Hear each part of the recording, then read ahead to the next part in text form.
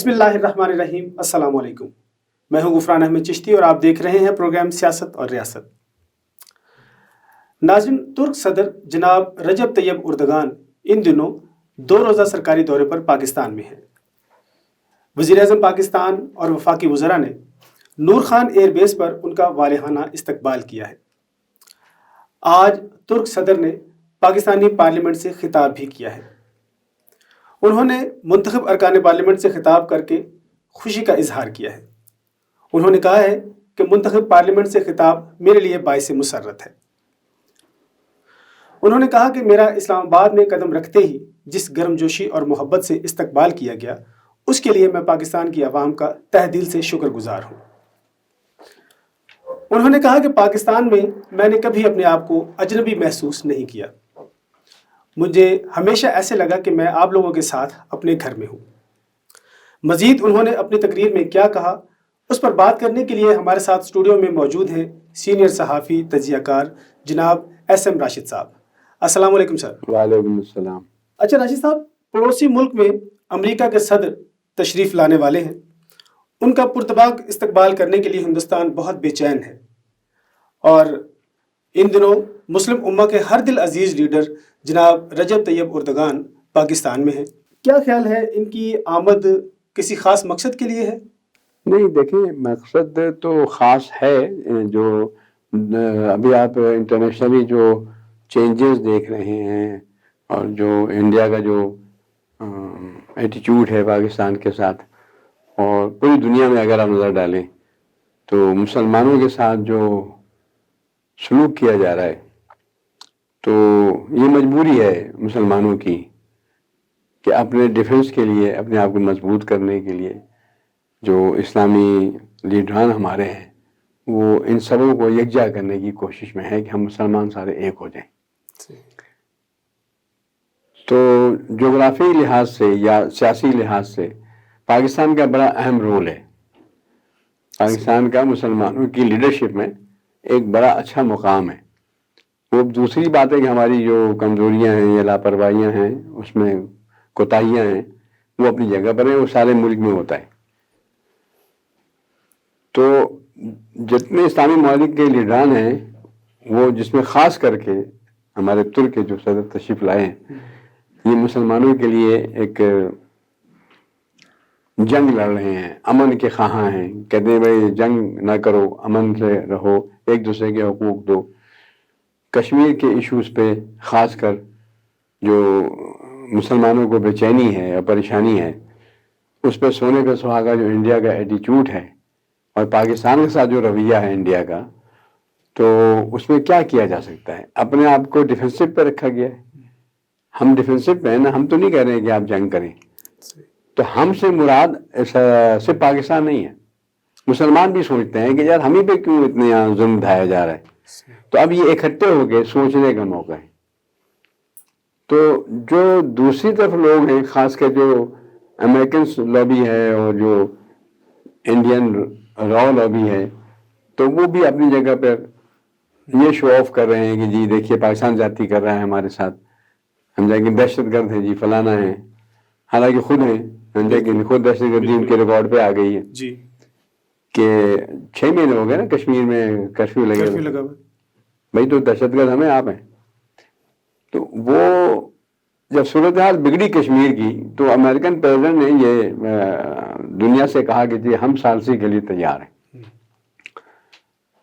تو ظاہر بات ہے انہوں نے کچھ انڈیا سے وعدہ کیا، آنے کا پروگرام طے کیا. تو ثالثی جب تک سچویشن دیکھیں گے نہیں تو کیسے کریں گے؟ انڈرسٹینڈ کریں گے نا کہ کیا انڈیا سے ہی کر رہا ہے، کشمیری غلط کر رہے ہیں، یا پاکستان غلط رول ادا کر رہا ہے. تو اسی لیے وہ تشریف لائے ہیں وہاں دنیا کو دکھانے کے لیے کہ میں ثالثی کے لیے تیار ہوں. لیکن اس ثالثی کے لیے نہیں آئے ہیں. ابھی میں ایک اخبار میں خبر پڑھ رہا تھا کہ جہاں انڈیا نے ثالثی کی ہے وہاں پہ تہس نہس ہو گیا ہے. اور مسلمان ابھی جتنی بھی مسلم کنٹریز ہیں، ان کے لیڈران ہیں، وہ اسی لیے منع کر رہے ہیں کہ آپ جنگ کو، جدل کو کی طرف نہ آئیں، آپ امن کی طرف آئیں. اچھا، آئندہ دنوں میں یو این او کے جنرل سیکرٹری بھی پاکستان آ رہے ہیں. جی بالکل آ رہے ہیں. تو اس کو کس تناظر میں دیکھتے ہیں آپ؟ بھائی وہ آ رہے ہیں، رسم دنیا بھی ہے، دستور بھی ہے، موقع بھی ہے. وہ آ رہے ہیں نوٹ پاشی کرنے کے لیے. ہماری اکانومی کیسے بوسٹ اپ ہو رہی ہے، یہ کیسے ہو رہا ہے، وہ کیسے، یعنی کہ ایز اے مسلم کنٹری ہم سروائیو کیسے کر رہے ہیں، یہ چیک کرنے کے لیے آ رہے ہیں. تو یہ طیب اردگان صاحب کا جو دورہ پاکستان ہے، جی جی، یہ پاکستان کی اکانومی پہ بھی اس کا اچھا اثر پڑے گا، بہت اچھا اثر پڑے گا. کیونکہ وہ اپنے ساتھ سرمایہ دار بھی لے کے آئے ہیں اور انہوں نے کہا ہے کہ آپ سرمایہ کاری کریں، کسی بھی شیورٹی کی ضرورت ہے تو میں حاضر ہوں. حاضر ہوں، بالکل صحیح بات ہے. ہمیشہ ترکی نے پاکستان کا ساتھ دیا ہے اور پاکستان نے ترکی کا ساتھ دیا ہے. صحیح. ہمارے بہت دیرینہ تعلقات ہیں ترکی کے ساتھ، اور کبھی اس کو کسی بھی دور میں نیگیٹو نہیں لیا جا سکتا. اور جو امریکہ اور اسرائیل کا گٹھ جوڑ ہو رہا ہے اس کے بارے میں بھی انہوں نے بات کی ہے. انہوں نے کہا ہے کہ وہ امن کے لیے اکٹھے نہیں ہو رہے، ہاں وہ قبضہ کرنے کے لیے بالکل صحیح کہا، خطے پہ اکٹھا بالکل ہو صحیح رہے کہا. ہیں. ٹھیک ہے. جی جی. اچھا، دوسرا اب یہ بتائیے کہ امریکہ کو اس بات سے کوئی خفگی ہے کہ پاکستان میں یہ جو اسلامی ممالک کے صدر ہیں وہ اکٹھے ہو رہے ہیں؟ وہ ہے، اس کی وجوہات ہے نا، کہ یہ جو ہمارا ایگریمنٹ ہوا ہے چائنا کے ساتھ، جی. تو وہ انہیں پسند نہیں ہے امریکہ کو. سی پیک کے بارے سی میں پیک کے بارے میں بات کر رہا ہوں میں، کہ سی پیک میں امریکہ نے پہلے اگنور کیا، اس کے بعد جب یہ ایگریمنٹ ہو گیا تو کہنے لگے یہ تو میں بھی کرنے کو تیار تھا، ہمارے ساتھ کر لیتے. مطلب اس کا مختصر سا جائزہ یہ ہے کہ بحیثیت مسلم کنٹری اسلامی جمہوریہ پاکستان، اس میں کوئی چیز فروغ نہیں پانی چاہیے.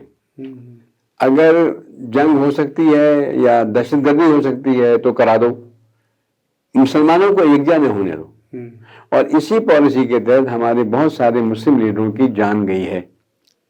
اب میں نام نہیں لوں گا کیونکہ بات آگے نکل جائے گی. اس کی ذمہ داری پہ تو کسی نہ کسی کو آتی ہے نا. بالکل بالکل. بھٹو کو پھانسی کیوں دی گئی، جالو کا جہاز کیسے پڑ گیا، ہے نا، اس بات سوچنے کی. اس کے پیچھے اسٹوری ایک ہی ہے کہ جی مسلم کنٹری مضبوط نہ ہو، آپس میں اکٹھے نہ ہو. اب دیکھیں ہندوستان میں مسلمان امن اور شانتی کے ساتھ رہ رہے تھے، یہ ان کا دعویٰ تھا انڈین لیڈرز کا. اب کیا ہو گیا؟ مطلب مارنے کے لیے مسلمان ہی نہیں گئے، آپ نے ان کو جیرو ڈبر کر دیا وہاں پہ. تو جتنے نان مسلم کنٹریز ہیں، خاص کے ہندوستان کو یہ بات سمجھ جانی چاہیے کہ اگر آپ نے مسلمانوں کو چھیڑا یا پاکستان کو چھیڑا تو یہ 69 اور 71 والی زمانہ نہیں ہے. یہاں تو ہے کہ push the button and finish the life. بالکل صحیح. ٹھیک ہے نا. تو وہ ہمیں مجبور نہ کرے ایسے ہندوستان کہ یہ کوئی ایسی کیفیت ہو کہ ہندوستان کو سکڑنا پڑ جائے. بالکل صحیح.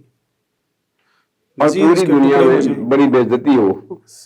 لیکن ہمارا ایمان ہے کہ ہم اللہ تعالیٰ نے، ہمارے اللہ نے بھی اور ان کے بھگوان نے بھی منع کیا ہے کسی کی جان لینے سے، خون خرابے سے روکے گئے. تو ہمارے لیڈران نے، ہمارے افواج پاکستان کے لیڈر نے صرف اتنے تو کہا ہے کہ بھائی ان کو امن سے رہنے دیں، مسلمانوں کو آپ انسانی حقوق تو دیں. آپ کشمیر میں جو آپ نے حشر کیا ہوا ہے غیر انسانی سلوک ہے. تو ہم تو یہی کہہ سکتے ہیں نا، سچ کہہ دوں برہمن گدو برا نہ مانے، تیرے صنم گدوں کے بت ہو گئے پرانے، اپنوں سے بیر رکھنا تو نے بتوں سے سیکھا، جنگ و جدل سکھایا ہوا اس کو بھی خدا نے. راشد صاحب یہاں سے ہی شروع کریں گے. ناظرین ابھی ہمارے پروگرام میں وقت ہوا ہے ایک شارٹ بریک کا، تو حاضر ہوتے ہیں ایک شارٹ بریک کے بعد.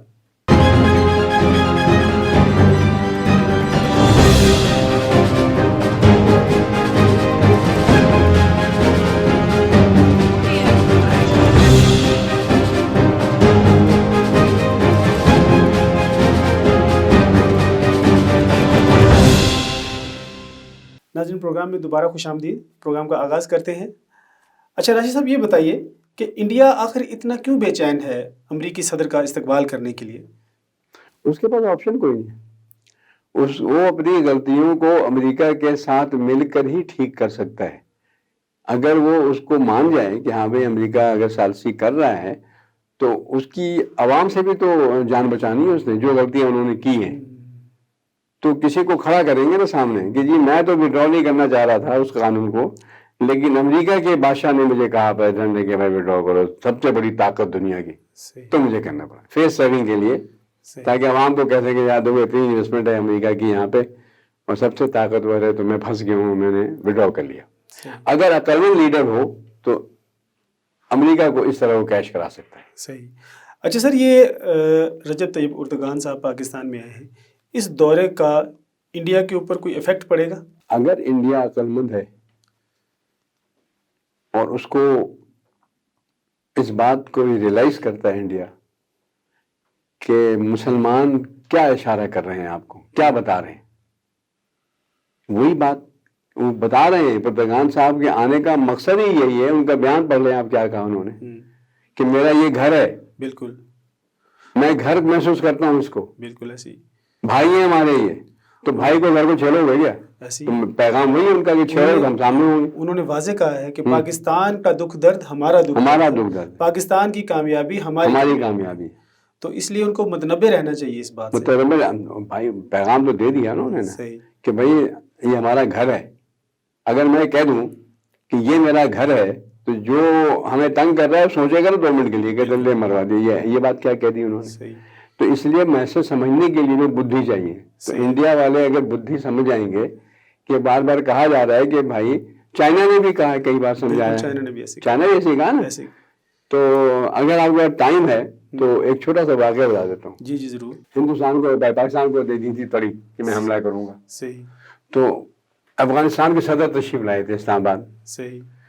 تو اترتے ان سے کسی صحافی بھائی نے ہمارے پوچھ لیا کہ ابھی تو ہندوستان جو ہے وہ ہمیں جنگ لڑنے کے چکر میں وارننگ دی ہوئی ہے. صحیح. اس نے ایئرپورٹ پہ کہا تھا، سامنے ایئرپورٹ پہ، کہ میں اگر ہندوستان نے یہ حماقت کی تو ہم دلی میں نماز پڑھنا چاہیں گے، وہاں نماز پڑھیں گے. اچھا. اب پرتگال کے صدر نے کہا ہے یہ میرا گھر ہے. اچھا، جس طرح انہوں نے پاکستان کے ساتھ محبت کا اظہار کیا ہے، اس میں کوئی شک والی بات نہیں ہے کہ وہ پاکستان سے والہانہ محبت رکھتے ہیں. شک کر ہی نہیں سکتے. اور انہوں نے تاریخ کا بھی حوالہ دیا ہے نا. جیسے انہوں نے کہا کہ وہ ترکی النسل تھے، وہ مغل شہنشاہ ظہیر الدین بابر، جنہوں نے 350 سال اس خطے پر حکومت کی، اور ان کے تاریخ کے اوپر بڑے گہرے اثرات ہیں. بالکل صحیح. وہ واقعی اس بات کا درد محسوس کرتے ہیں. ان کی خواہش ہے کہ پاکستان ترقی کرے. بالکل. اور انہوں نے F-80F پر بھی پاکستان کا ہمیشہ ساتھ دینے کا وعدہ کیا ہے. تو اس کا مطلب انڈیا پاکستان کی بہت زیادہ مخالفت کرتا ہے اس بات پہ. وہ کوشش کر رہا ہے کہ کسی نہ کسی طریقے سے پاکستان کا نام گرے لسٹ خارج نہ ہو. تو اس کے بارے میں آپ کی کیا رائے ہے؟ دیکھیے اس کے چاہنے سے نہیں ہوگا. پہلی بات تو یہ ہے کہ انڈیا کے چاہنے سے اس میں سے بک سے نام نہیں نکل سکتا. اور جو مسلم کنٹریز ہیں، لیڈران ہیں، مسلمان ہیں، میں صاف کہہ رہا ہوں، جو مسلمان ہیں بار بار انڈیا کو کہہ رہے ہیں کہ جنگ نہ کرو، جنگ کی طرف مت جاؤ. صحیح. سمجھا؟ تو تمہارا بھی گھر چلے گا تو ہمارا بھی گھر چلے گا. صحیح. تو امن کی تبلیغ کر رہے ہیں. کیوں کر رہے ہیں؟ کہ ہمارے حضور صلی اللہ علیہ وسلم، جن پہ ہماری جانیں قربان، بالکل، عالم کائنات کے مالک، جی انہوں نے بھی جنگ کے طریقہ کار بتائے ہیں. اگر ہندوستان کے اسکالر جی اسلامی جنگوں کو اٹھا کے پڑھ لیں جی تو شاید ان کو عقل آ جائے کہ اگر مسلمان جنگ پہ اتر جائیں تو پیچھے نہیں ہٹتے. وہ تو شہادت کو بہت بڑا مرتبہ سمجھتے ہیں. وجہ یہی ہے. لیکن ہندوستان کو یہ بات سمجھ نہیں آ رہی ہے. کہتے ہیں جلا ہے جسم وہاں دل بھی جل گیا ہوگا، کریدتے ہو رات جستجو کیا ہے. ہندوستان کو کیا جستجو ہے؟ نہ ہم چھیڑ رہے ہیں، نہ آپ کو تنگ کر رہے ہیں. آپ کہتے ہیں آپ بھی امن سے رہیں اور ہمیں بھی امن سے رہنے دیں.